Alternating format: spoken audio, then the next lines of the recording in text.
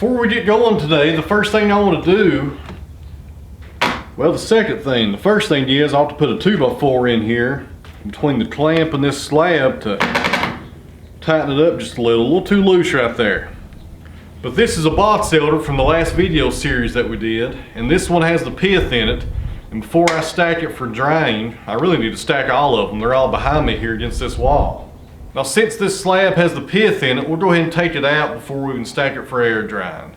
It's just waste, I hate it, and there's no sense of even leaving it in there. So we'll go ahead and make a cut above the pith, get one slab off the top, then get rid of the pith, and that will leave the slab on the bottom. So we'll get this knocked out real fast, and then we'll load up the 2 logs that we're going to be sawing today.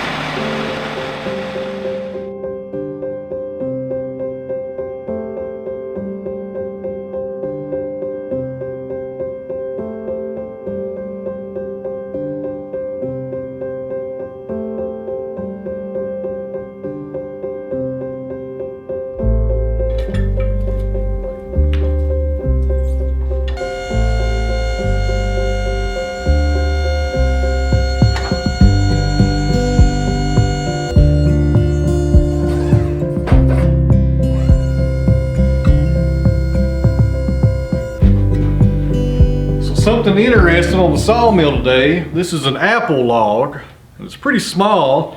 The guy that brought it to me, it's a customer log. He's paying me to saw it up. I don't do a whole lot of that, but it's something like this I usually do it because I can video it for you guys and kind of show you something unique. If somebody calls me with oak or poplar, I usually pass on it. I just don't have time. But this is kind of small, and he said this was the limb of the tree.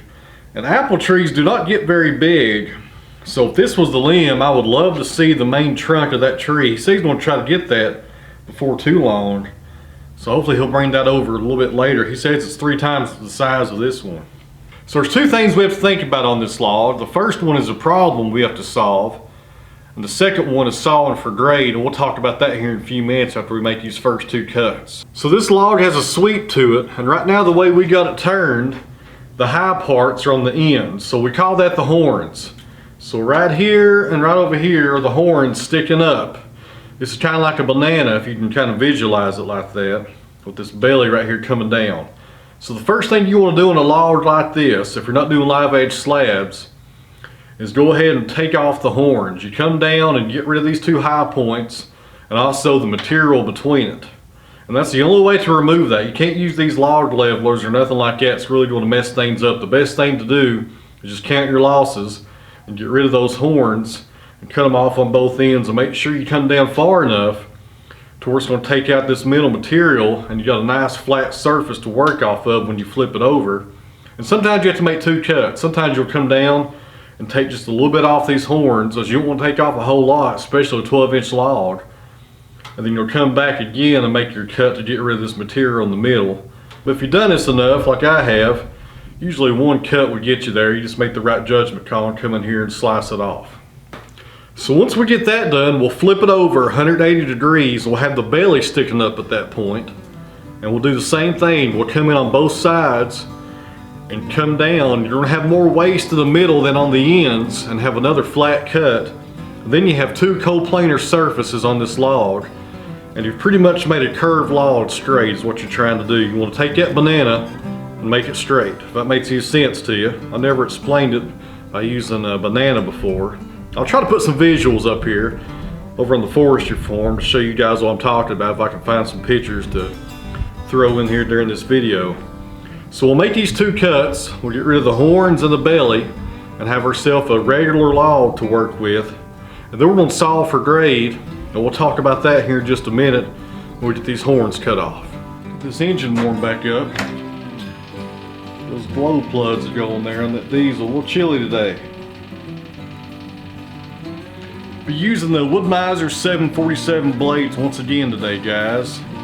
And based on what I'm seeing out of that blade for the far near future, that's probably going to be the only blades we run here at the sawmill. I really like those blades, really nice.